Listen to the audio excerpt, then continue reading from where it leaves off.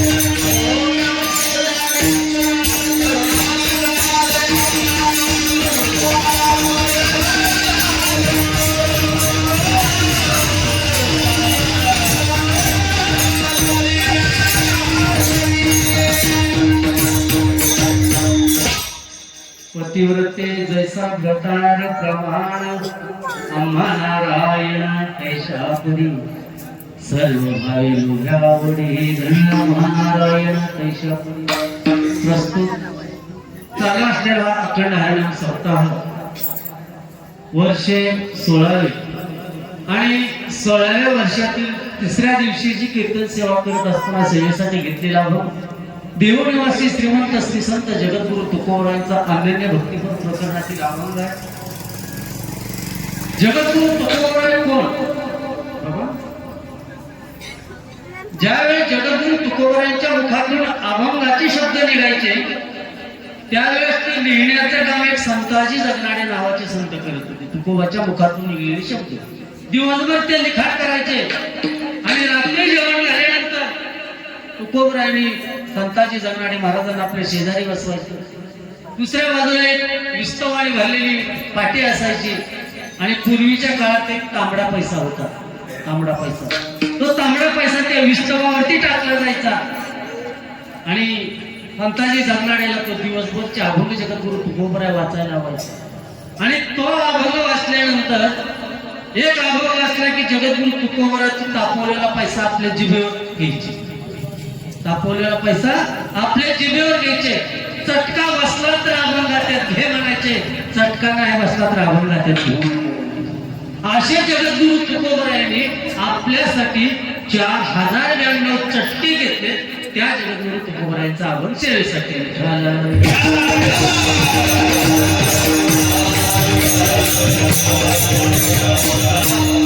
जगद्गुरु तुकोबराय अभंगाच्या माध्यमातून आपल्याला व्यवहारातील 2 दृष्टांत देतात.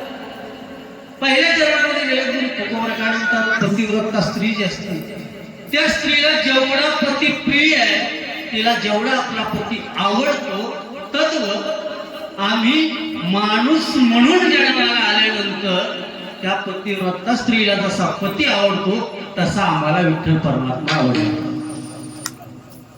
दुसऱ्या चरणात काय सांगितलंय? सर्व भावे लोभ्या आवडे हे धन. जसा लोभी माणूस असतो, लोभी माणसाला सगळ्यात जास्त काय आवडतं? पैसा, धन आवडतं.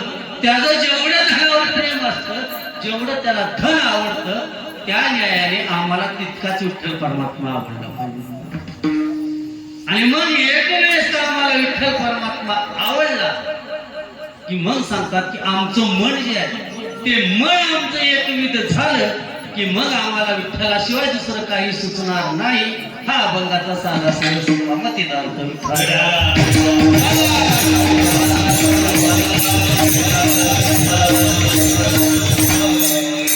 प्रथम जन्मामध्ये जगद्गुरु तुकोबरा सांगतात की पतिव्रते जैसा व्रतार प्रमाण आम्हा नारायण.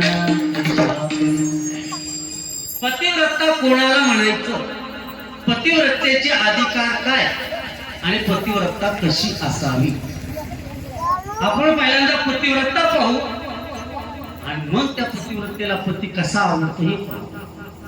कारण मला अगोदर सांगितलं तसं विवेकाने आमच्या गावात पुरुषांची संख्या कमी आहे, महिलांची संख्या भरपूर आहे. त्यामुळे महाराज म्हणले महिलांवर काय बोलता येत असेल तर बोल. म्हणलं ठीक आहे, शोधून अभंग त्यात सापडला. म्हणून हा अभंग जरा मला योग्य वाटते म्हणून हा अभंग सेवेसाठी घेतले, दुसरं काही कारण नाही. नंतर तसा मी अभंगाचे चिंतन वेगळेच केलेले होते. अभंगाचं चिंतन केलं साधा वया भक्ती काज नाही लाज तरी, पण यांचा दुपारी फोन झाल्यानंतर मग चर्चा झाली आणि अभंग चेंज केला. पतिव्रता कोणाला म्हणायचं, पतिव्रतेचे अधिकार काय, पतिव्रता कशी असावी महाराज. पहिला पतिव्रतेचा अधिकार काय म्हणते, पतिव्रतेचा अधिकार पहिला सांगतो तू. पूर्वीचा काय आठवत तुम्ही, पूर्वीचा मी बघितलेला, मी बी आठवतोय. पूर्वीच्या काळी जर कुणाचं लग्न असलं तर तुम्ही बोलायचंय बरं का. माझं कीर्तन असं जातं, तुम्ही आम्ही खेळीमेळी गातात, तुम्ही हलगी वाजविली तर इकडे माझ्या अंगात येणार. तुम्ही ना हलगी बघा, हलगी वाजली तर अंगात येते का नाही, ताल वाद्य येते, ताल आला तर माणसाच्या अंगात ताल येईल. तसं तुम्ही आम्ही, मी बोलल तुम्ही उत्तर द्यायची. पूर्वीच्या काळी जर कुणाचं वराड निघालं तर वराड जीप मध्ये जात होतं का बैलगाडीत जात होतं? हा मोठ्याने बोला, बैलगाडीत. बरं, बैलगाडीत वराड जात असताना ज्या गाडीत स्त्रिया बसलेल्या त्या गाडीला काय लावायची वरण? ताट्यावर. त्याला मागे पुढे दोन काय सोडायचे? पडदे लावायचे. आणि कितीही श्रीमंताच्या घरची स्त्री असते, किती तिच्या अंगावर देवयानी काय ते नवीन पैठणी कसली जरी असते, वरून काय पांघरायचं? शेलकट पांघरावं लागत होतं. पूर्वीच्या आजीला काय आठवत असेल, शेलकट पांघरावं लागायचं. आजी तुमच्या सोनार आता विचारावर शेलकट कशाला नाही माहिती, शेलकट कशाला म्हणते. कारण तुम्हाला वाटत असेल माझा जन्म आहे 1973चा, त्यामुळे मी आता 52-53 मधला, त्यामुळे मला पूर्वीचं सगळं माहिती. पूर्वीच्या स्त्रियांच्या अंगावर शेलखट पांघरलं जायचं. आमच्या स्त्रीचं नख सुद्धा दिसत नव्हतं. आमच्या स्त्रीचं नख सुद्धा दिसत नव्हतं. नवे आमच्या पूर्वीच्या काळात माझी आई माझी आजी असेल त्यावेळेस आमच्या इथं बायांच्या डोक्यावरला पदर पडत नव्हता. आणि माझ्या आजोबा असे पुढील होते, शेतात बाया जर कामाला असल्या कुणाच्या डोक्यावर पदर पडला तर बांगाचे लांडगे घ्यायचे डोक्यात टाकायचे. ती बाई लांडगे काढायला गेली, लक्षात यायचं आपला डोक्यावर पदर पडला. पण आता डोक्यावर पदर आहे का? आता डोक्यावर पदर राहू द्या मावशी, आता नका घेऊ. म्हणत असतो पदर घ्यायचा. कारण आमच्या संतांनी जे वचन सांगितलेले ते वचन महाराज कधी खोटी होत नाही. बघा, नामदेव महाराजांच्या घरची अशी जनाबाई आणि त्या जनाबाईला त्या काळात लिहून ठेवलंय महाराज. काय? डोळेचा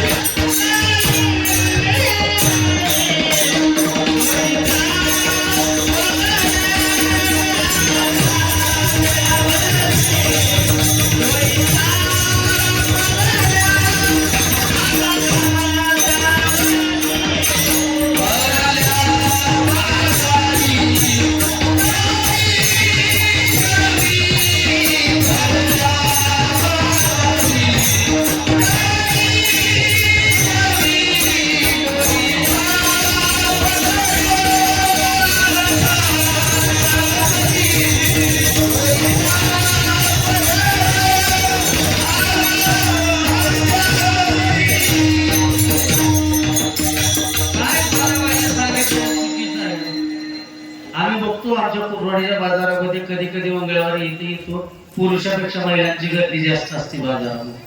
काऊ यांना कळत नाही का भाजीपाला कसा आणावा, तुमची काय त्याची गरज असते. लक्षात ठेवलं पाहिजे, मी कुठल्या तरी चांगल्या बापाची लेक आहे, मी कुठल्या तरी चांगल्या पतीची पत्नी आहे, मी कुठल्या तरी चांगल्या खानदानातली सून आहे. मग आपल्या चांगल्या खानदानातल्या चांगल्या बापाच्या मुलीनं चांगल्या भावाच्या बहिणीनं बाजाराला जावं का? चांगल्या खानदानी स्त्रियाने बाजारात पाऊल सुद्धा ठेवू नये. याच्यापेक्षा पूर्वीच सांगू का, आई बापाने जसा बघेल तसा नवरा पसंत करावा लागत होता. मग तो आंधळा असो पांगळा असो, का तर पूर्वीच्या स्त्रियांचा आई बापावरती विश्वास होता की माझा बाप माझ्या गळ्यात कसले बी येडं कपाळ घालणार नाही. पण आताच्या मुलींचा आई बापावरती विश्वास नाही.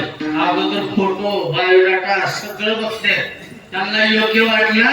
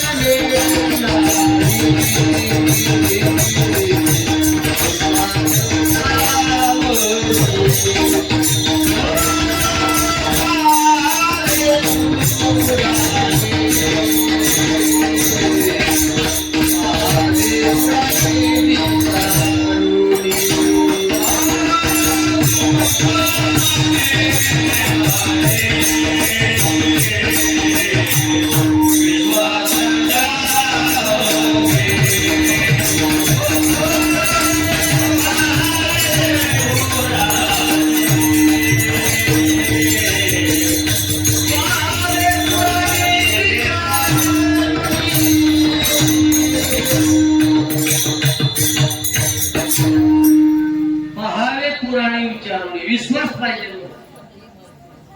मला सांगा, आपला कोणाकोणावर विश्वास असतो? आपला आपल्या बायकोवर विश्वास असतो. हा, आपण जर घरात असेल आणि बायको जर म्हणली हो मला जर बांगड्या भरायचे खिशात 100 रुपये घेऊ का, आपण म्हणतो 100च घे बर का. काय म्हणतो आपण? 100च घे. ते घरातून घेऊन येते.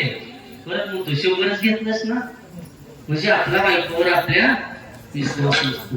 मुलगा सहलीला जायचा असतो द्या, तो म्हणतो बाबा शाळेची सहलीची फी भरायची 300 रुपये द्या.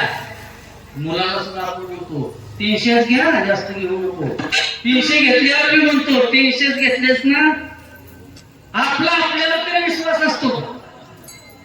समजा एखाद्या बँकेमध्ये आपण लॉकर खोललेलं आहे, एक चावी त्या मॅनेजरकडे असते, एक चावी आपल्याकडे असते लॉकर. आपल्याला सणासाठी लॉकर मधून सोनं काढायचं असतं. लॉकरचं कुलूप आपण लावतो, ओढून बघतो, दरवाजापर्यंत जातो, पुन्हा म्हणतो कुलूप उघडलं नाही. म्हणजे आपला आपल्यावर सुद्धा विश्वास नाही, आपला आपल्यावर सुद्धा विश्वास नाही. आणि मग जगातून तुकोबारा म्हणतात की पतिव्रता व्हायचं असेल तर कोणासारखं व्हावं लागत नाही माहिती. पतिव्रता व्हायचं असेल तर सावित्री सारखं व्हावं लागत. आम्ही फक्त वटपौर्णिमेला वडाला फक्त फेऱ्या मारतो, महिला फेऱ्या का मारायचे असते, दोरा का गुंडाळायचा असतो, तिथं सूर्याच्या काड्या का दिसते असते, काही आम्हाला शास्त्र माहित नाही. फक्त ही करते म्हणून कसं जातं माहित आहे, आपल्याला तशीच सवय. एक वारकरी पंढरपूरला गेलेलो होतो बिचाराने एकटं.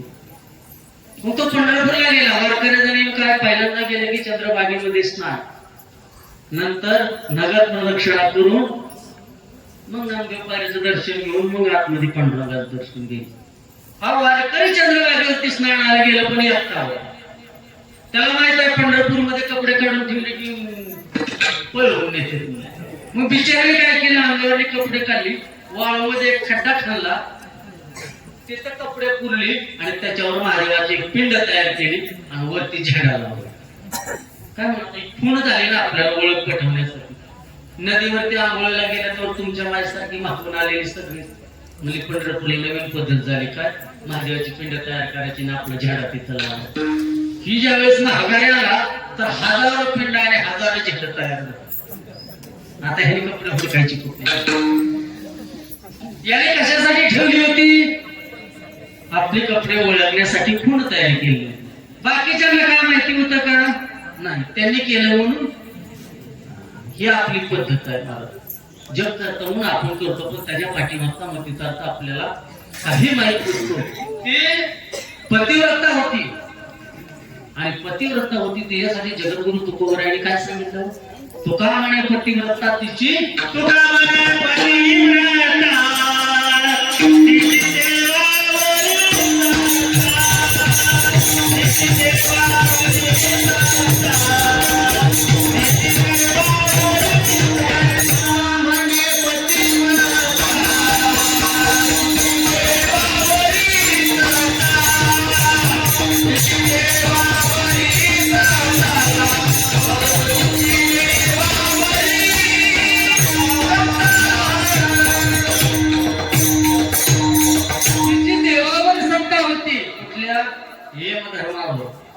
जाऊन आपल्या पतीचं प्राण तिनं परत मिळवलं होतं.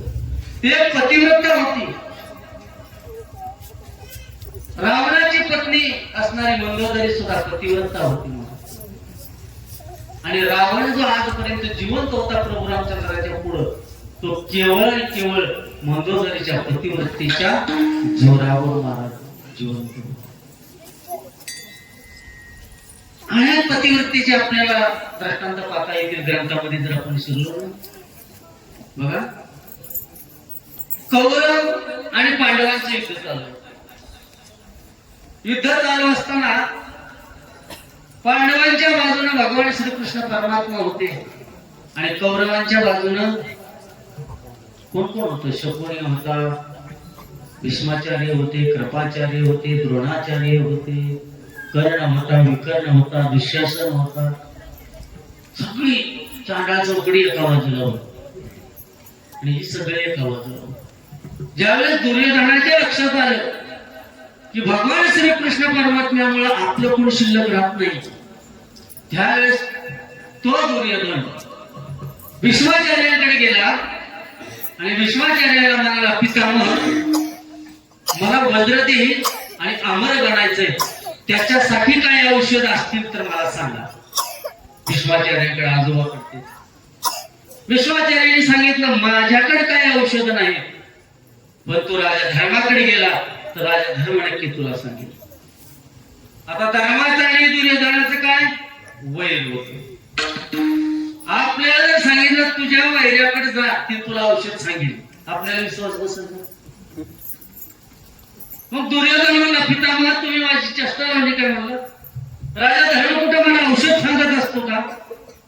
अरे म्हणले जा, तो नावाप्रमाणे धर्म आहे म्हणले, त्याचा जन्मच लोकांवर उपकार करण्यासाठी झालेला आणि आपला जन्म, आपला तुमचा माझा जन्म लोकांवर अपकार करण्यासाठी. एक थोडं सांगतो, महिला तुमच्या गावातला मागाच्या कावदानात समजा डीपी तारा तुटले, डीपी जळले, 4-5 दिवस त्या गावात लाईट येणार नाही हे सगळे जाहीर झाले. तुमच्या घरातलं पीठ संपलेलं, तुम्हाला शेजारणीतून पीठ उसणं आणायचं, तुम्ही शेजारणीच्या घरी पीठ आणायला गेला.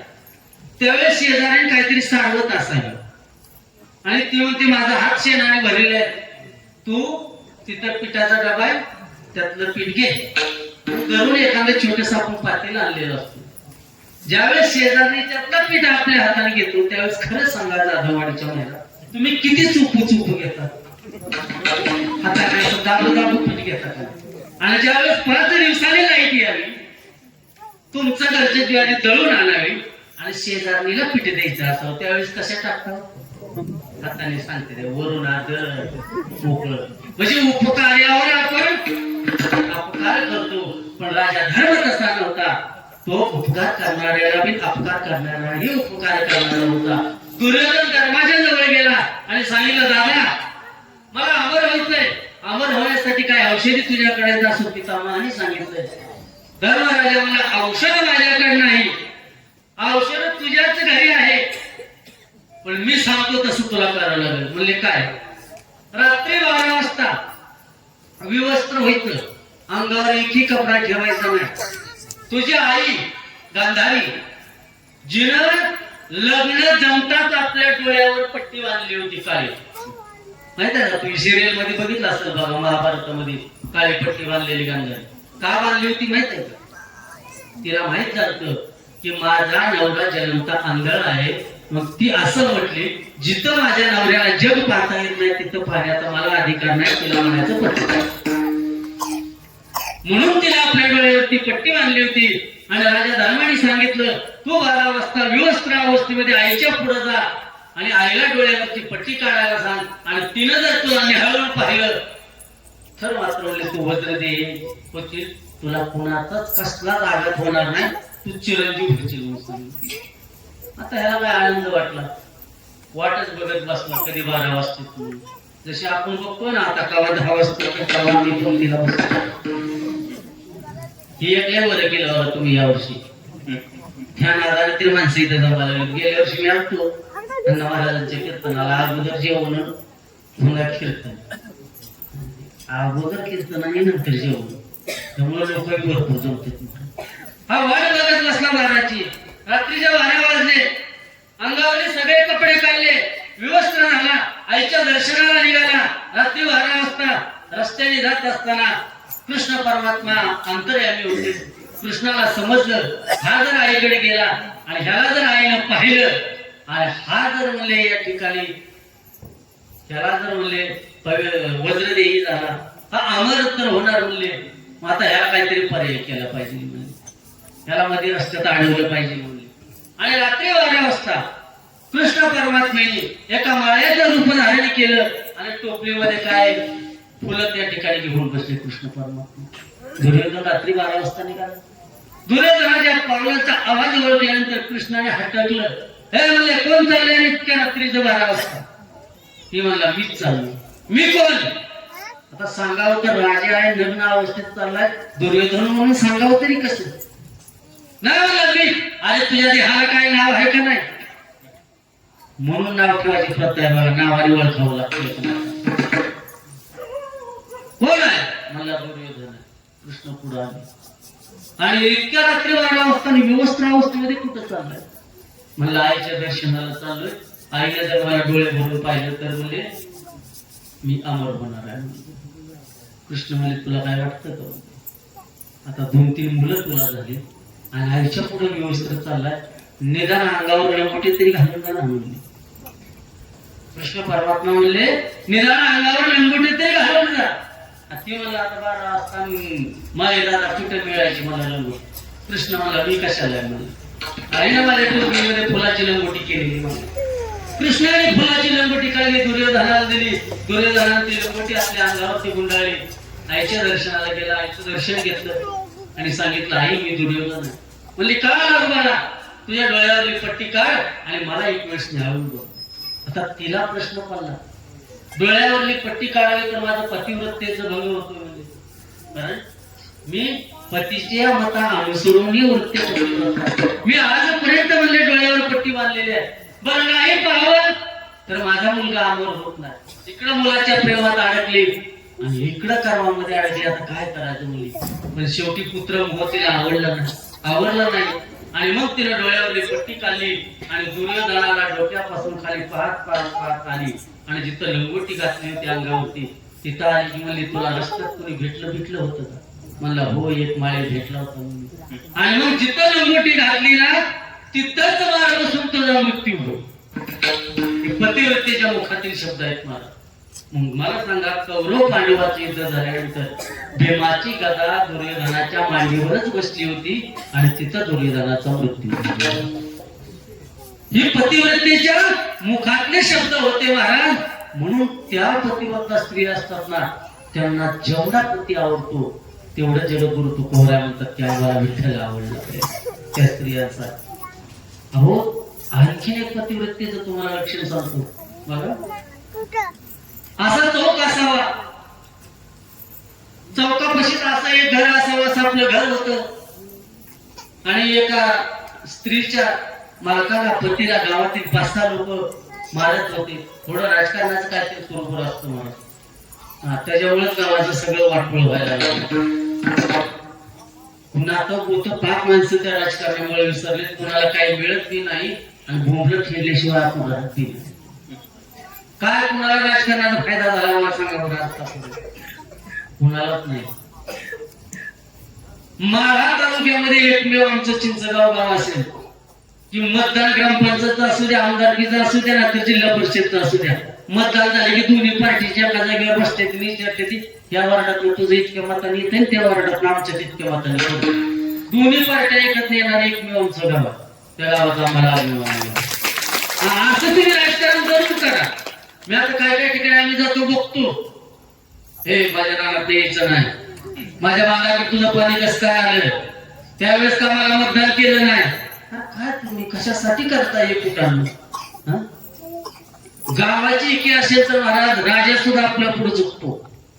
गावाची एकी असेल तर, पण तुम्ही 2 पार्ट्या करून आपल्यातच आपण गुंतवायला लागलोय. आणि मग त्या गावापासून असं चौकामध्ये घर आणि त्या स्त्रीच्या पतीला 5-6 जण मारत होते गावातील.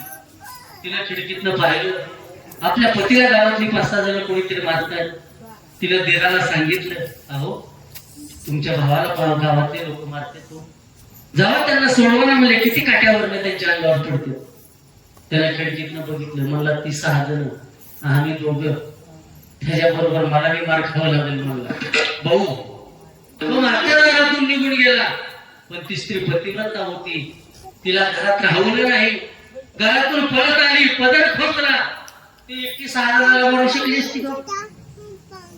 एकटी 6 जणांना मारू शकत नव्हती. फक्त तिने एकच काम केलं, ज्या पतीच्या अंगावर काट्या पडतात त्या पतीच्या अंगावर आपण अंग टाकून दिलं, त्या काट्या आपल्या अंगावर घेतल्या, तिला मारायचं.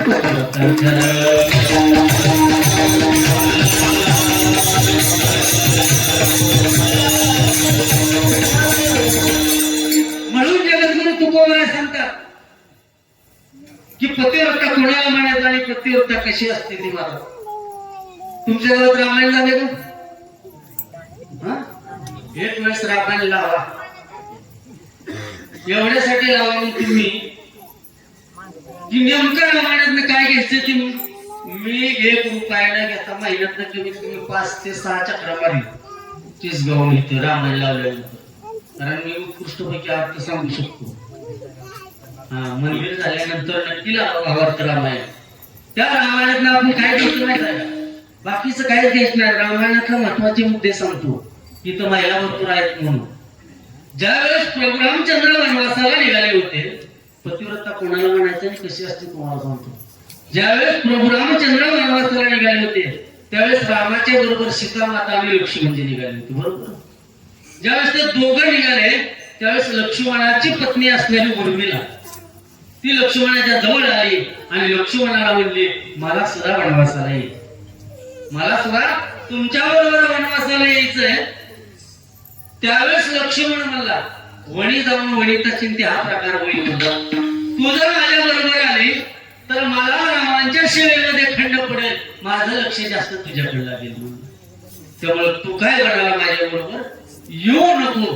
त्यावेळेस लक्ष्मणाच्या पत्नीनं दिलेलं उत्तर आजच्या महिलांनी घेतले आहे का? लक्ष्मणाच्या पत्नीनं उर्मिलेनं दिलेलं लक्ष्मणाला उत्तर असं होतं, तुम्ही चालला तुमच्या भावासाठी, पण मी येणार माझी बहीण सीतेची सेवा करण्यासाठी. कोण होती उर्मिला आणि सीता? कोण? जावा जावा होत्या. रामायणातलं एवढं शिकायचं की जावा जावानी कसं मागायचं, याच्यासाठी रामायण लावायचं असतं मला. आता आम्ही अनेक ठिकाणी बघतो, सख्या बहिणी सख्या जावा असल्या तरी विस्त वाढ जात नाही दोघीच्या. रामायणातलं नेमकं काय घ्यायचं हे आपल्याला कळलं पाहिजे. आपण फक्त रामायण ऐकतो आणि महाभारत आचरणामध्ये आणतो. आचरणामध्ये आपल्या महाभारत आहे. महाभारत फक्त ऐकायचं असतं, रामायण आचरणामध्ये आणायचं असतं. दोन्हीचा फरक तुम्हाला थोडासा सांगतो मला. इकडं प्रभू रामचंद्र वनवासाला गेल्यानंतर 14 वर्ष अयोध्येच्या बाहेर असणाऱ्या नंदीग्रामामध्ये भरताने रामाच्या पादुका ठेवल्या होत्या आणि रामाच्या पादुकाची गादीवर ठेवून भरत सेवा करीत होता. शक्तीतल्या 5व्या अध्यायामध्ये सुंदर ओळ आहेत बघा त्या भरताच्या. भरते भक्ती विस्तारिली, भरते भक्ती पालाळली, भरत भक्तीचा निज ठेवा, भरत भक्तीचा विसावा, हनुमान अत्यंत विश्वासी, अनुसरोणी मानासी, अमासी जिथं भरताचा वास होता तिथं हनुमान आलेलं होतं. इकडं 14 वर्ष प्रभू रामचंद्राची सेवा करण्यासाठी भरताने नंदीग्रामाच्या बाहेर रामांच्या पादुकाला सिंहासनावर बसून सेवा केली. आणि इकडं महाभारतामध्ये दुर्योधन आपल्या भावांना म्हणजे पांडवांना म्हणतोय, सुईच्या टोकावर बसेल एवढी माती सुद्धा तुम्हाला देणार. आज आपण सुद्धा तीच म्हणतो आपल्या भावाला, वितभर सुद्धा भाग तुझा इकडे तिकडे मी होऊ देणार नाही. इकडे रामायणामध्ये प्रभू रामचंद्र वडिलांचं ऐकतात. कुणाचं काही सांगितलं होतं की मोठ्या वनवासाला गेला पाहिजे आणि छोट्या गादीवरती बसला पाहिजे. वडिलांची आज्ञा रामाने प्रमाण मानले आणि प्रभू रामचंद्र वनवासाला निघून गेले. बापाचं ऐकलं म्हणून रामाचं कल्याण झालं, कारण हे दुष्ट तरी मारतात. आणि इकडं धृतराष्ट्र सांगून सांगून कंठाळा दुर्योधनाला, पण दुर्योधनाने बापाचं ऐकलं नाही, शेवटी पुळा झाला असं. म्हणून आजच्या तरुण पिढीला सांगावं वाटतं की बाबांनो, वाटलेलं का असं ना, पण झाड आपल्या अन्नात असू दे. नाही त्या झाडाने फळ दिलं तरी चालेल, निदान असल्या उन्हाळ्याची थोडीशी सावली तरी देईल का ना. तसं एखादा म्हातारा माणूस घरात असू द्या, नाही त्याने तुमची दारं मोडू द्या, नाही त्याने खुरपायला जाऊ द्या, निदान म्हातारा दारात बसलं तरी किमान चोर तरी घरात यायला. ती म्हातारा तुम्हाला सांगेल तरी की शेती कशी करायची, भुईमूग कसा पेरायचा, गहू कधी पेरायचा, ज्वारी कधी लावायची, हे म्हातारा अनुभवाने सांगतं ना. म्हणून अशी म्हातारी माणसं घरात असावी, तर त्यांचं ऐकलं तर तुमचं हितच होत असतं महाराज. दुर्योधनाने ऐकलं नाही, कुळाचा नाश झाला महाराज. आपण फक्त महाभारत आचरणामध्ये आणतो, रामायण अजिबात फक्त नुसतं आम्ही रामायण ऐकतो, पण रामायणामधलं आम्ही काय घेतोच नाही, काहीच घेत नाही. रामायणामध्ये अनेक प्रसंग आहेत महाराज. स्वामी भक्ती कशी करावी हनुमंतासाठी, भावाभावाने एकमेकाविषयी कसं प्रेम असावं. थोरल्या भाऊजाई सीता माता वनात असताना 14 वर्ष लक्ष्मणाने फक्त पायीच तिचं पाहिलं होतं, तोंडाकडे सुद्धा मोठ्या भाऊजाईचं पाहिलं नव्हतं.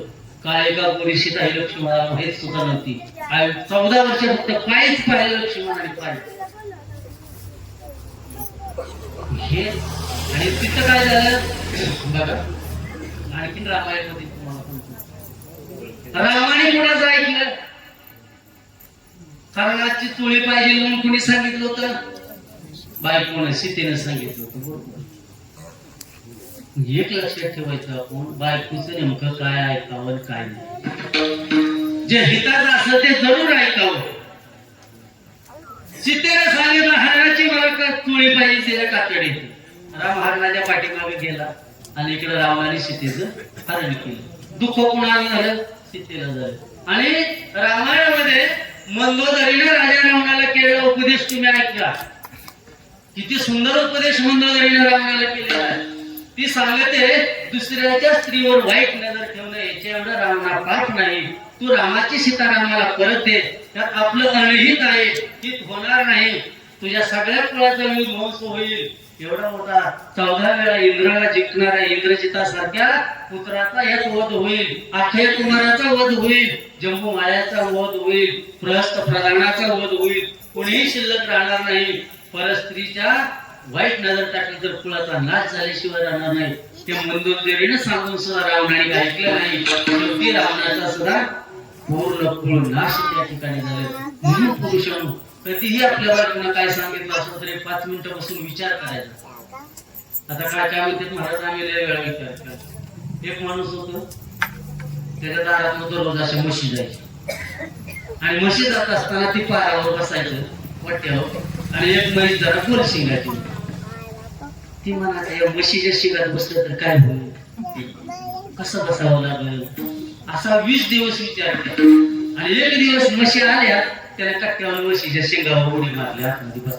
आता उडी मारल्यावर म्हैस काय उभं राहायला लागली. सगळ्या रस्त्याने म्हैस पळायला. म्हशी खाली पडली आणि खाली पडल्यावर एक गावाचा शहाणा गेला.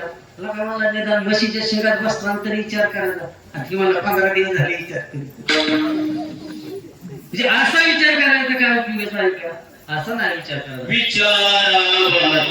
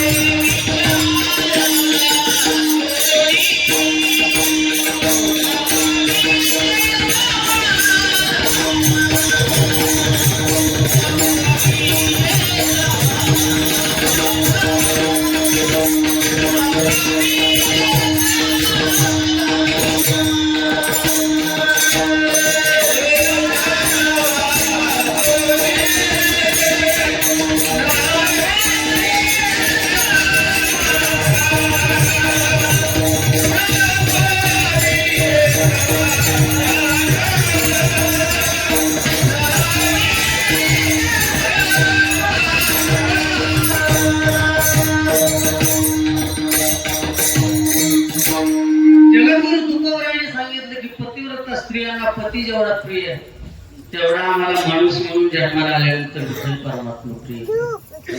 जगावर तुकोबरायांची पत्नी होती, देवाला शिव्या देत होती मान्य आहे, पण तुकोबरा जेवल्याशिवाय एक दिवस जिजाबाई जेवली. आणि आमची जिजाबाई स्वयंपाक करताना पोट भरती आणि कोणाला वरली विचारते कशी झाली हो भाजी. या आताची जिजाबाई, ती जिजाबाई जरी देवाला शिव्या देत असेल, तुकोबाला काही बोलत असेल, पण तुकोबरायांना भंडाऱ्या डोंगरावर जेवण घेऊन गेल्यानंतर तुकोबरा जेवल्यानंतरच ती जेवत होती. हा पूर्वीची प्रथा होती महाराज. पतीनं जेवण केल्यानंतरच पत्नीनं जेवण करायचं. आता एक तर आधी खाते ते आम्ही चुकून आम्ही पुण्याला गेलो. पुण्याला ते पुण्याजवळ पुण्याच्या पुढे गेलो तर कानाफाटा म्हणून गाव आहे, त्या वडगाव मावळच्या पुढे. त्या गावात कीर्तनाला गेलो, कीर्तन झालं आणि संध्याकाळी एकदम मला महाराज आपल्या घरी जेवायला सर म्हणलं ठीक आहे सर. ताटं वळली माझ्या संग दोघं होती, त्यांना मला 3 ताटं आणि चौथं एक ताट आणलं. मला वाटलं बसल तिचा नवरा जेवायला ताट, दोघं एका ताटात जेवायला आमच्या समोर. निदान आम्ही गेल्यावर तरी बसवलं, आमच्या समोर दोघं एका ताटात जेवायला. रामकृष्ण हरी विठ्ठला. चुकीच आहे महाराज भाऊ. जे आपल्या पुराणामध्ये सांगितलेलं आहे, जे आपल्या ग्रंथामध्ये सांगितलं आहे, जे आपल्या पूर्वजांनी सांगितलं आहे, त्याप्रमाणे निश्चित आपण जर वागलो तर आपलं कल्याणच होईल. म्हणून जगद्गुरु तुकोबरायांनी सांगितलं की पतिव्रता स्त्रियांना जसा पती प्रिय असतो तसा आम्हाला विठ्ठल परमात्मा प्रिय असला पाहिजे. हे अभंगाच्या प्रथम चरण.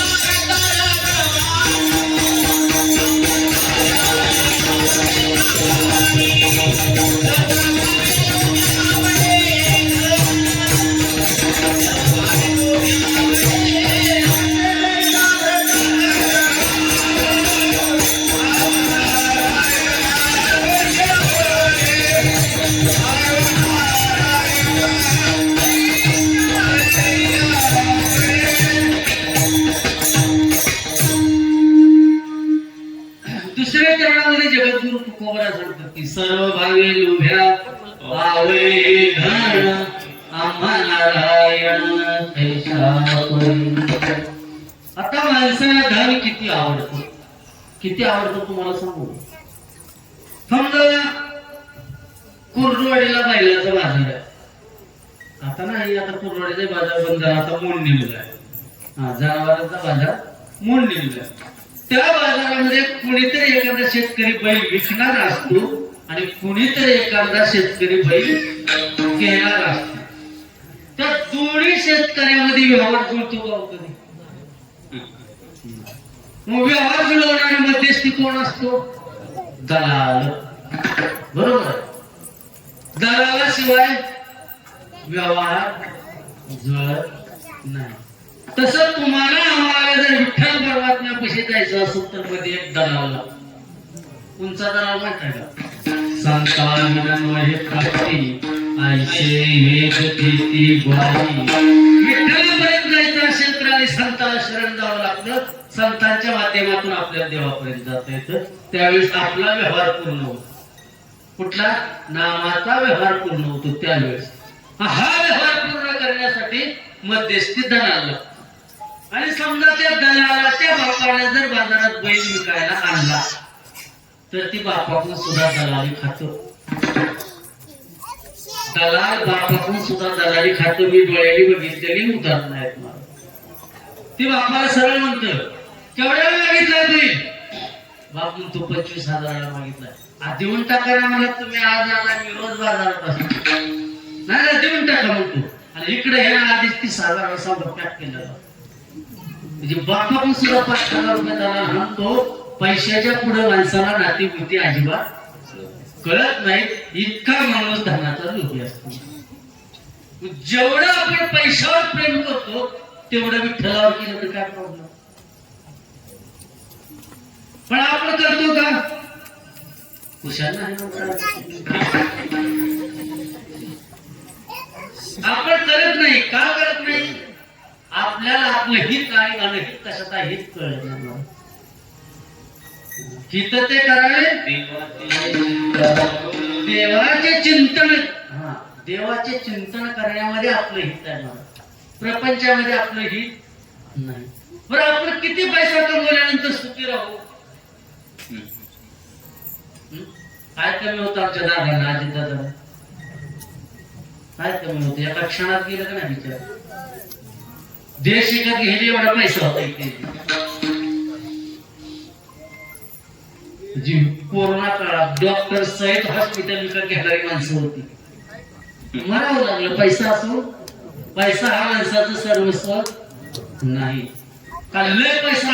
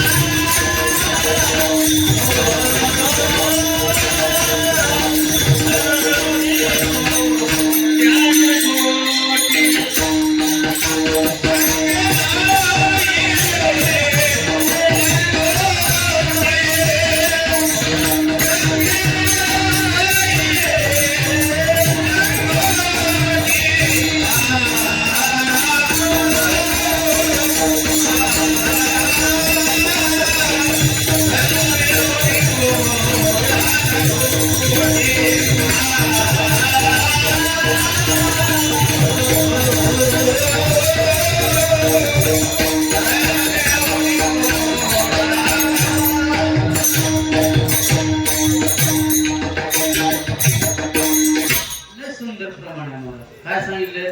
धन मिळवणे कोट्यान कोटी संगे नाही रे लंगोटी. लंगोटी मला एक आठवलं. ज्यावेळेस आपण जन्माला येतो त्यावेळेस आपली आजी आपल्यासाठी पहिलं वस्त्र काय घालते? जन्माला यायच्या आधीच आजीची तयारी असते लंगोट शिवणे. जी आजी लंगोट शिवते त्या लंगोटीला खिसा असतो का? म्हणजे जन्माला आलेल्या घातलेल्या पहिल्या वस्त्राला लंगोटीला खिसा नसतो.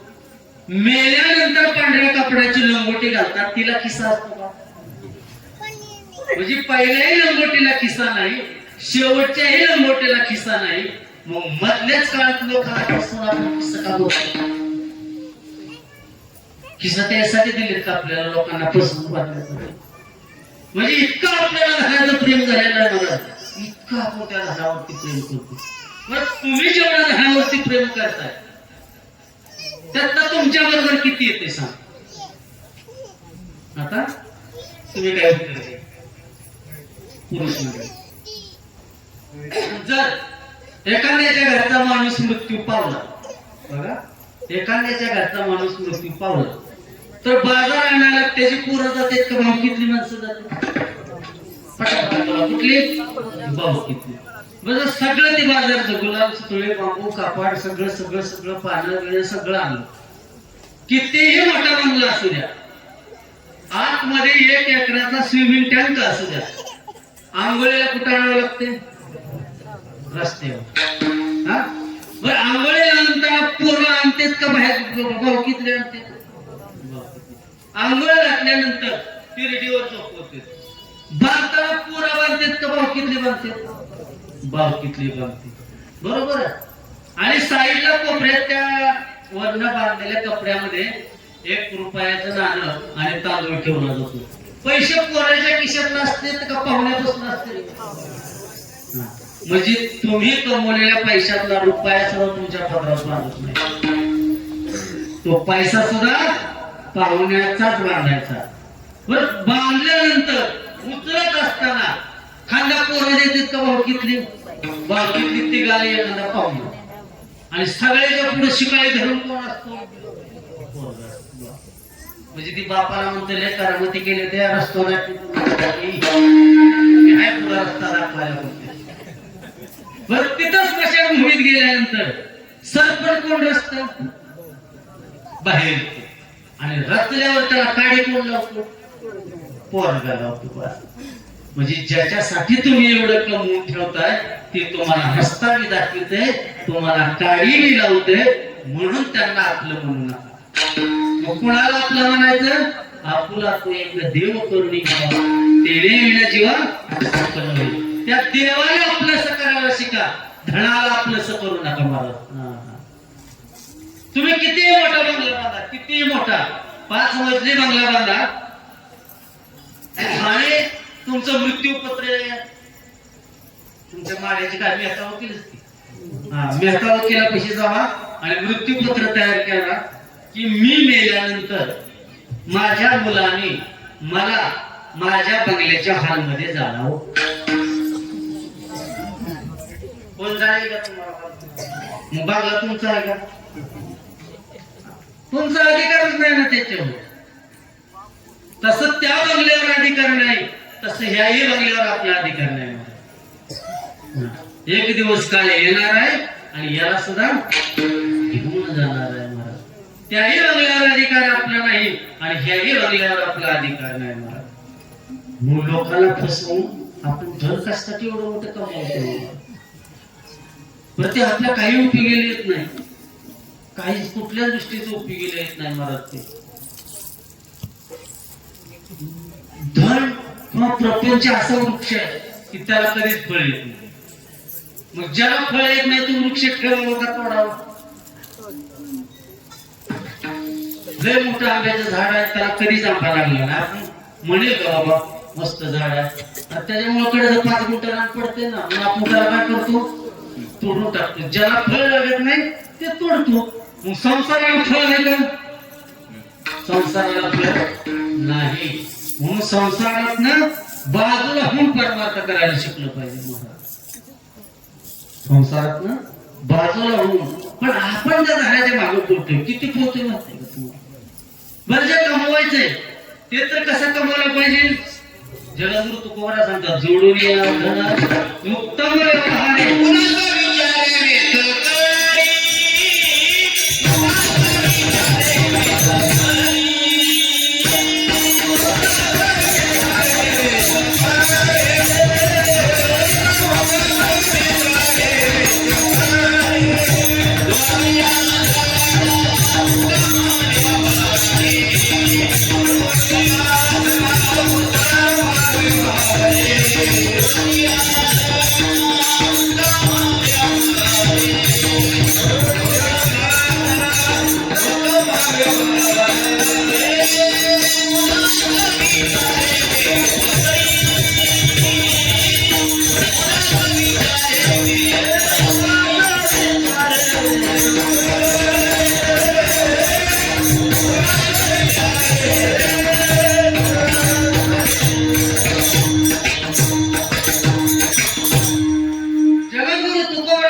पैसा कमवायचा तर प्रामाणिकपणाने कमवा, उत्तम पद्धतीने धन जोडा तर ते टिकत. आणि तुम्ही जर वाईट मार्गाने कमवलं तर ज्या मार्गाने आले ते त्या मार्गाने गेल्याशिवाय राहत नाही. ज्या मार्गाने आले ना त्याच मार्गाने जात. बघा पूर्वीचे काय काय सावकार असतील त्यांचं आठवण जरा काळ काय होता ना आता काय परिस्थिती.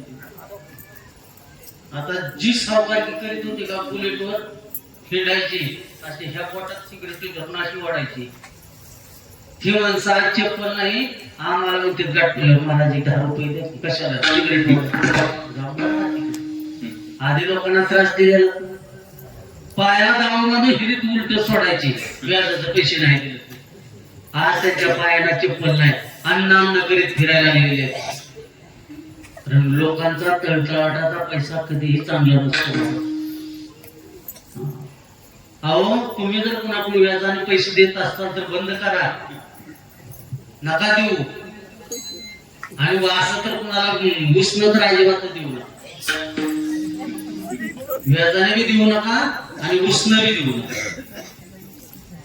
काय होतं मला समजा ती दिवाळीचा सण असावा, आपण एखाद्याला 1 लाख रुपये व्याजाने दिलेले असावे आणि नेमकं दिवाळीच्या 3 दिवस आपला महिना भरावा. आपण त्याच्याकडे घरी जावं त्याला माझे महिना भरला ती की पैसे. म्हणजे ज्या वेळेस तो आपल्याला पैसे देताना महाराज त्याच्या डोळ्यात असून असतात का तर त्याने दिवाळीसाठी कुठून तरी 2-4 हजार रुपये जमा केलेले असतात आणि त्याची मुलं त्याला म्हणत असतात बाबा मला कपडे घ्यायचे ती मग तू घेऊ. पण तुम्ही जर व्याजाने दिलेल्या पैशाचा धटा त्याच्या दारात लावला तर त्याच्या लेकरा बाळाला जर नाही कपडे मिळाले तर त्या लेकरा बाळाचा किती तळतळाट लागेल व्याजाने पैसे देणार. मग ह्या कधी माणसाला लागणीत पडायचं नाही. हे सोपं नाही महाराज, सोपं नाही. आणि तुम्ही जसा कमवताय ना तसा तो जातो. ह्या एक दृष्टांत तुम्हाला सांगतो लक्षात येईल. विठ्ठल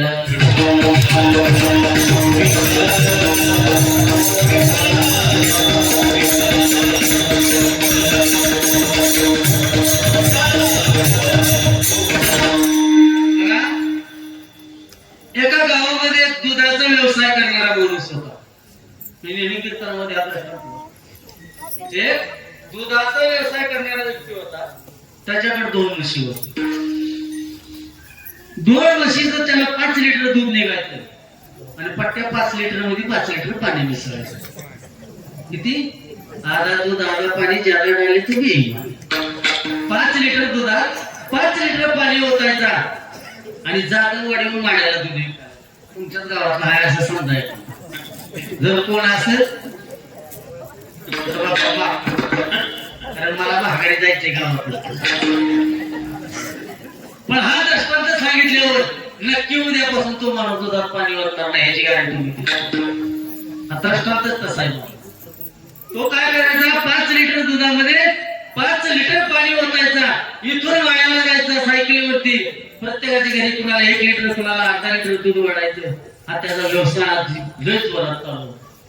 पण त्याचं प्रारब्ध असं की एका वर्षानंतर एक म्हैस त्याची घटसर्प आजाराने मृत्यू पावली. एक म्हैस घटसर्प नावाचा आजार झाला आणि म्हशीचा मृत्यू झाला आणि दुसरी म्हैस 4 दिवसात काढली. दुधाचा व्यवसाय बंद पडला. घरी बसला. घरी बसल्यानंतर याच्या डोक्यामध्ये विचार येऊ लागले. काय विचार येऊ लागले? की आपला धंदा बंद पडलाय, आपल्याला जमीन नाही, घरात आई वडील पत्नी 2 मुलं यायची. 1 महिन्यावर पुरेल एवढं घरात गहू ज्वारी तांदूळ तेल काय असेल ते साहित्य आहे. आता महिन्याने यांचं भागवायचं कसं म्हणून. बर, जो दुधाचा व्यवसाय करतो त्या माणसाला दुसऱ्याच्या पाईपलाईन लगेच काढायला, सारे वाढवायला, ऊस लावायला अजिबात जाऊ वाटत नाही. कारण त्याच्या शरीराला असं वळण पडलेलं असतं. पडिले वळण दिले असं काही शरीराला वळण पडलेलं असतं. पहाटे 4 वाजता उठावं, ते आंबवण भिजवावं, ते भुसा बिसा भिजवावा, म्हशी पुढे जावं, ते ठेवावं, धार काढावी, दूध कॅटलीत वाचावं, पाणी नळाचं घ्यावं, त्या कॅटलीत वाचावं, कॅटली सायकलला अडकवावी, माड्याला जाऊन दूध विकावं, तिथनं 11 वाजता यावं, बायकोने केलेलं खावं, गावाच्या कडेने वस्त्र सोडावी. अशा आयत्या माणसाला काम करू वाटत नाही. त्याच्या शरीराला सवय पडलेली असते. ह्याला कुठे कामाला जाता येत नव्हतं. शरीराला सवय पडली, पण हा रात्रभर विचार करीत बसतो. काय विचार? गावात कुठल्या तरी सावकाराकडे जावं आणि 10,000 रुपये व्याजाने काढून आणावं असा विचार केला. रात्रभर विचार केला केला. सकाळी उठला, गावातल्या काय माणसाकडे प्रतिष्ठित सावकाराकडे गेला. हो म्हणला, मला 10,000 रुपये पाहिजे. तुमचा व्याजाचा काय दर असेल ते सांगा म्हणलं. मी आपलं महिन्याला व्याज मुद्दल करून 1 7-8 महिन्यात तुमचं फेडून टाकतील म्हणून. ती माणूस म्हणला, पैसे बी आहेत, व्याज बी आमचं 30% आहे, पण तू लिहून काय द्यायला? कारण हल्ली कुणाचा कुणावर विश्वास राहिला नाही. महाराज, तुम्हाला खोटं वाटत असेल, माझी स्वतःची पतसंस्था आहे. स्टॅम्पवर लिहून घेतलं तरी 7-7 वर्ष एका पट्टीने अजून कर्ज भरले. कसा विश्वास त्याच्यावर ठेवायचा? आमच्या इथं सह्य आहेत. बघू म्हणते सरकार न्यायालयातलं काय करा ते करा. तुम्हाला म्हणजे लोकांचा वर विश्वास राहिलेला नाही. दुसऱ्या सावकाराकडे गेला, मला असं 10,000 रुपये पाहिजे, तुम्हाला देतो. ती म्हणला, लिहून काय द्यायला? आता मला काय लिहून देऊ? एक तर मला तिकडून जाधववाडीत जगायला जमीन नाही, जागा नाही, घरकुल मिळेल, ती बी ग्रामपंचायतच्या जागेत अतिक्रमण केलं, ती बी ह्या जागेवर नाही. मग मला लिहून देत नाही तर म्हणजे आम्ही काय तुला पैसा देणार नाही. कुठल्या सावकाराने पैसा दिला नाही ना. मी परत घरी गेलं, परत रात्रभर चिंता. आता महिन्याने काय करायचं, महिन्याने काय करायचं, कसं घर चालवायचं, कसं घर चालवायचं. रात्रभर बसलं, पाठवून जागच उद्या त्याला काय झोप लागली नाही. उठलं, आंघोळ केली ना, आंघोळ करून असा बसला, तेवढ्यात त्याची बायको चहा घेऊन आली. चहाचा कप बायकोने हातात दिला आणि त्याच्या तोंडाकडे बघितलं म्हणजे करून आज नाही तुमचं तोंड पडले दिसते. त्याची बायको म्हणली, ती मला गप्पी, तुला काय करायचंय? मला म्हणली, लईच तोंडात पडले दिसते. ती मला नको ना, मला जखमीवर मीठ चोळून मारला. अहो म्हणली, काय बारे बोलते तो, काय बोलतेल्या, कधी बोलतेल्या, कसं बोलतेल्या, कुठं बोलतेल्या, नियम लागत. मी आपल्या घरी आमच्या महाभारत वाचत होतो आणि महाभारत वाचत असताना त्यात एक असा प्रसंग आला की कामक्य वनामध्ये अर्जुना बरोबर सुभद्रा फिरायला गेलेली होती. मी आपलं मोठ्याने वाचत होतो घरात. मग ती सुभद्रा अर्जुनाला म्हणत होती, म्हणजे कृष्णच होता तो सुभद्रेच्या रूपाला. काय ती मुली झाडी दिसते, काय नद्या वाहतीत आहे, काय पाणी आहे मुली, ती सगळं मी वाचत होतो. मग आमची बायको म्हणली, आपल्याला कुठं ते फिरायला जायचं का? कुठं जायचं म्हणलं, आपल्या जवळ नव्हती तर रामलिंगला जायचं. मग पाऊस पडलेला होता, रामलिंगला गेलो. पोरे होती आमची बरोबर. त्या रामलिंगाच्या मंदिरामध्ये दर्शन घेतलं आणि पाठीमाग गेलो, जिथं धबधबा वाचून भावाची. मग मुलांनी कपडे काढले, मुलं आले पोहायला. आम्ही आपलं दोघं बरोबर पोहायला. आमची बायको म्हणली, बरोबर या म्हणलं का? म्हणजे सकाळचं घरचं धुणं जर इथं आणलं असतं काय पाण्यात किती खळखळ निघालं असतं. म्हणजे ती जागा आहे का त्याची? कुठं बायका कधी काय बोलतेल्या नियम सांगते. असं आमच्या बायकोला कुठवाडीला एक म्हणून सांगितलं कंत्रात होती जाऊ चल म्हणलं तुला एखादी साडी घेऊन म्हणलं ठीक आलो दुकानात केली साडी पसंत दुकानदार म्हणला ज्याचं मी म्हणलं किती हो म्हणला 4000 मी आपलं काम वारकरी म्हणजे गोळी घेऊन चाललं 4000 रुपये गप्पा म्हणली तुम्हाला काय कळतंय का हो म्हणली द्या की 3000 ती म्हणला 3000 येत नाही काय म्हणली माझं लगीन झाल्यापासून 7 वर्ष झाले म्हणली मी तुमच्यातनं साड्या देते म्हणली असं काय करता हे दुकानदार म्हणला ताई दुकान टाकून 4 महिने झाले म्हणजे बायका कधी कुठं काय करते काय नेम सांगतात मग ते म्हणली अहो खरंच सांगा इतकी भारी बोलली काय म्हणली त्याची बायको माहित आहे का अहो ती म्हणलं का बाहेर बोलत नव्हतं आपल्या मनातलं दुःख माणसाने कोणापाशी तरी सांगावं लागतं त्याच्याशिवाय म्हणली ते हलकं होत नसेल आता मी हे काय म्हणले विचार मला तुला सांगितल्यावर हलकं होईल का अहो तुम्ही सांगून तर बघा ना म्हणली लगेच दुःख हलकं होईल म्हणून ती मला हो मला 10,000 रुपयाची गरज आहे म्हणलं मला पैसा नाही म्हणलं ती म्हणली एवढं होय बायको काय एवढं 2 मिनिटाचा प्रश्न आहे तुझ्या बापाकडून जाऊन घेऊन आणते जाऊन हो म्हणली माझ्या बापाकडे ना मी स्वतः तुम्हाला 10,000 रुपये देतो म्हणजे कुठलं 10,000 तुम्हाला काय करायचं म्हणली दिलं माहिती झाले की बिचारे आपल्या घरात गेले उतरंडी होत्या उतरंडीला असं एक डेर पूर्वी लावलेला असं कारण मला सुद्धा आठवते आमच्या आजीच्या काळात डबं नव्हतं ते गोळ हे त्या उतरंडीच्या डेऱ्याने भरायला असतं ती गेली उतरंडीचा एक डेरा काढला पप्पाजी जरा तयार डेरा काढला डेरा आणि नवऱ्याच्या पुढं त्या डेऱ्यातनं चिल्लर वाचायला चालू केली नवऱ्याच्या पुढं चिल्लर ती म्हणला कुठलं पैसे म्हणला 2 मिनिटं आज मला तुला विचारतो पैसे कुठलं तुम्ही सुद्धा 91 नोटबंदी झाली बायकांना आपापल्या ज्यावेळेस मोदीनं नोटबंदी केली त्यावेळेस खरं सांगा मला तुमच्या साडीच्या घड्यात किती 2-2 हजाराच्या नोटा सापडल्या मोदीनं नोटबंदी केली हा बदलाय कोणाकडे दिल्या तुम्ही माघारी आल्या का हानल्या होत्या कुठल्या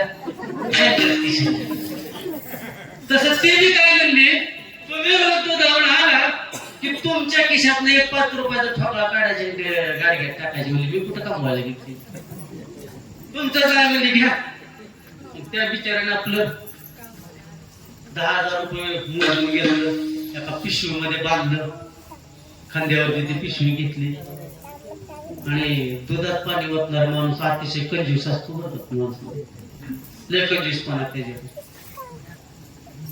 सप्त्याला 100 रुपये वर्ग दिला ना आपलं घरभर जेवायला इतका कंजूस असतो माणूस ती म्हणला हो मी कुठं हॉटेलमध्ये खाणार नाही मला बाहेर खायची सवय नाही मला घरून तू 4 भाकरी बांधून दिली मला त्या भाकरी बांधलेली पिशवी एका हातामध्ये घेतली पैशाची पिशवी खांद्यावरती घेतली आणि मला मी काय कुठल्या वाहनात कुठल्या टमटमनं एसटीनं डुगडुग्यानं कशाने जाणार नाही मी चालत मला जाणार कुठवाडीला मात्र कंजूस माणूस होता ना तिकिटाला सुद्धा पैसे द्यायला हवं होतं मग इथून चालत निघाला मधनं चिंचोलीला गेला चिंचोली सापडण्याच्या काटण्याच्या मध्ये तिथे गेला तर मोठं पाणी भरलेलं तळ त्याला दिसत उंचाची उंच झाडं होती मनात विचार आला चालून चालून आपल्याला भुका लागली त्या झाडाच्या सावलीला बसावं बायकोने दिलेला 4 ग्लास खावं तळ्याचं पाणी प्यावं तिथून कुरडोड्याला काय नुसतं गाठण्याने गोसरं वलाडलं की अरे कुरडोडी म्हणून जातो आपण मला बाजारामध्ये पैसा आणायला त्या झाडाखाली बसला जेवण केलं तळ्याचं पाणी फेला आणि रात्रभर जागरण पोटात अन्न गेले की याला लागला असं दुखलेला मला किती कुरडोडी जवळ येतात थोड्या वेळेत मला अंगात टाकावं जमिनी ती पैशाची पिशवी हुशारी घेतली आणि जमिनीवर अंग टाकल्या याला डोळाला हा झोपला आणि ज्यावेळेस याला चांगली झोप लागली त्यावेळेस त्या झाडावर एक माकड होत माकड ते माकडवर खाली आलं त्या माकडाने उशाची पिशवी उचलली वर घेऊन गेलं पिशवीची गाठ सुरली. माकडाला वाटलं यात काहीतरी खायला असेल. ती 5 रुपयाने एक ठोका दादाचा वाजून खाली टाकून द्यायचं माकडाने अशी 5 मिनिटात सगळी पिशवी रिकामी केली. एक ठोकळा दे पिशवी आणि शेवट माकड चेष्टा म्हणते ती पिशवी याच्या तोंडावर फेकून मारली आणि पिशवी तोंडावर पल्ल्या पल्ल्या हा सावध झाला. पिशवी तोंडावर पल्ल्या पल्ल्या सावध झाला. सावध झाला बघतो हुशार पिशवी आहे का? सावध झाला पण वेळ निघून गेलेली होती का नाही? तुम्ही आम्ही सुद्धा सावध होतो प्रपंचामध्ये. पण कधी सावध होतो म्हणून माहित आहे तुम्हाला? आपण सावध कधी होतो? आईने म्हणावं औषधाला पैसे दे, बापाने म्हणावं धोत्राला पैसे दे, मुलीने म्हणावं बाबा दप्तर आणायचे पैसे द्या, बायकोनं म्हणावं फेरेल लावली आणायची.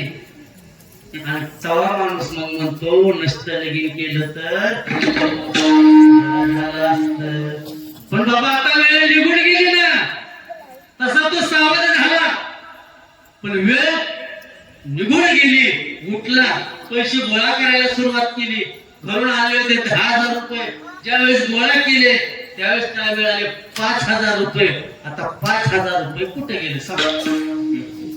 कुठे गेलं? झोपला होता कुठं? तळ्याच्या कडेला. 5,000 रुपये कुठे गेला? पाण्यात. पाण्यातला पैसा कुठे गेला? जेवढं दुधाचं होतं तेवढंच मिळालं. पाण्यातला पैसा शेवटी पाण्यात गेला. म्हणून माणसाने कष्टाने कमवलेलंच माणसाला मिळत. लोकाला फसवून कमवलेलं उपयोगीला येत नाही. म्हणून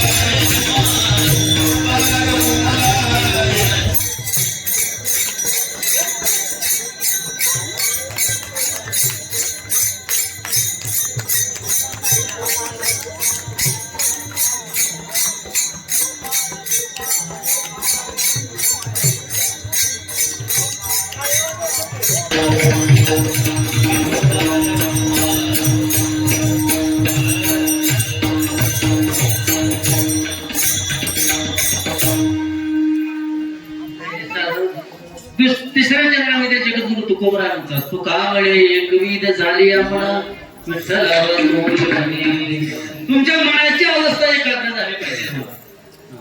आणि मनाची अवस्था एकाग्र करण्यासाठी त्या पांडुरंग परमात्म्याचं नामस्मरण आपण केलं. काय काय ठिकाणी असं आहे 5 मिनिटात संपवणार आहे कारण वेळ झालेला आहे.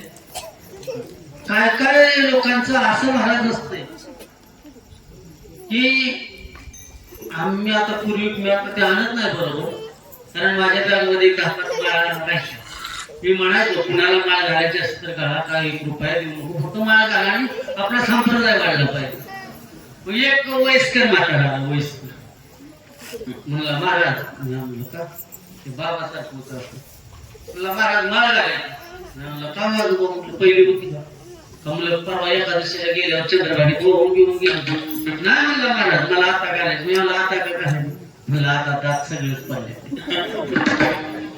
जोपर्यंत दात चांगलं होतं तोपर्यंत संसार करीत बसला आणि दात पडले की परत माळ घालायची म्हणता का. मग एके ठिकाणी गेलो मी म्हणलं एका मुलाला हे म्हणलं घालतो का माळ तुला महाराज माळ घालतली असते पुढल्या वर्षी म्हणला आमच्या गावात सप्ताह तुम्ही जर पुढल्या वर्षी आला तर नक्की तुमच्या हातूनच माळ घालला. मी म्हणलं पुढल्या वर्षी का मला वर्षभर मन ताकद राहतं का नाही बघू दे की मला. म्हणजे मन आवरायला एक इंद्रिय आपल्याला आपल्याला वर्ष लागत असेल तर राजा दशरथाने 10 इंद्रिया गरज करून त्याच्यावर सारथ्य कसं केलं असेल. आपण मांसाहार करतो का मांसाहार ते आपला अन्न आहे का. गायीच्या पुढे तुम्ही काढव्याच्या आधी कुठला तरी 2-3 किलो मांस नेऊन टाका. गाय त्याच्याकडे डुंकून सुद्धा बघणार नाही, बैल बघणार नाही, शिळी बघणार नाही, ते वैरणच खातील. उपाशी मरतील पण त्याला तोंड लावणार नाही. आणखीन सांगू, जनावर जर मेलं तर 8-10 दिवस जनावरांचा वास येत नाही, पण माणूस मेला की 6 तासात वास यायला चालू होतो. का तर काय बी हरबट चरबट खाते ते म्हणून माणसाला वास येत नाही, जनावरांचा वास येत नाही. बरं, जो आपण संसार करतो, आता शेवटचा दृष्टांत आहे, जो आपण संसार करतो तो आपण देवाच्या नावाने आषाढ महिन्यात करतो. कुणाच्या नावाने करता आषाढ महिन्यामध्ये? आषाढ महिन्यामध्ये तुमच्या गावात माझ्या देवदेव करतात का?